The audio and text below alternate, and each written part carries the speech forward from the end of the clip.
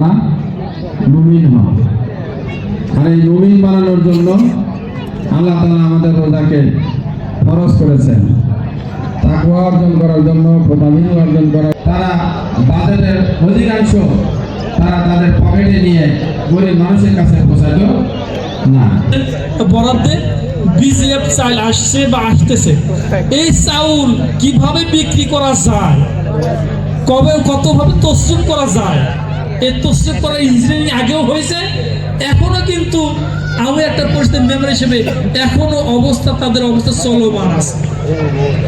এই চলমান অপসংস্কৃতি, অনিসলামী কার্যক্রম, মানুষের আমানতের খেয়ানত করা বন্ধ করতে যদি হয়, তাহলে খেয়ানত যাতে না হয় সে আমানতদার ব্যক্তিদেরকে বাছাই করতে হবে না।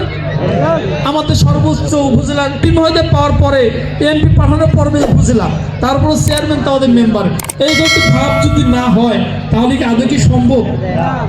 এই কাজটা যদি করতে হয় তাহলে আমাদের গত নির্বাচনে কি করার সাথে সাথে আল্লাহ রাব্বুল আলামিন আরেকটা আয়াতে বললেন, ইয়া আইয়ুহাল্লাযিনা আমানু উদখুলু ফিস-সিলমি কাফা ওয়া লা তাত্তাবিউ খুতুওয়াতিশ শাইতান ইন্নাহু লাকুম আদুউন মুবিন।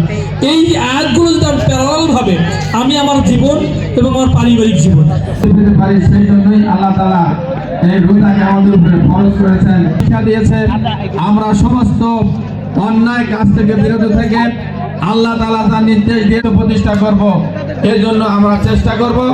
আল্লাহ তাআলা আমাদের তৌফিক দান করুন। সবার সুস্বাস্থ্য মঙ্গল কামনা করে আমি আমার কথা শেষ করছি। আমার তৌফিক ইল্লা বিল্লাহ। আসসালামু আলাইকুম ওয়া রাহমাতুল্লাহ।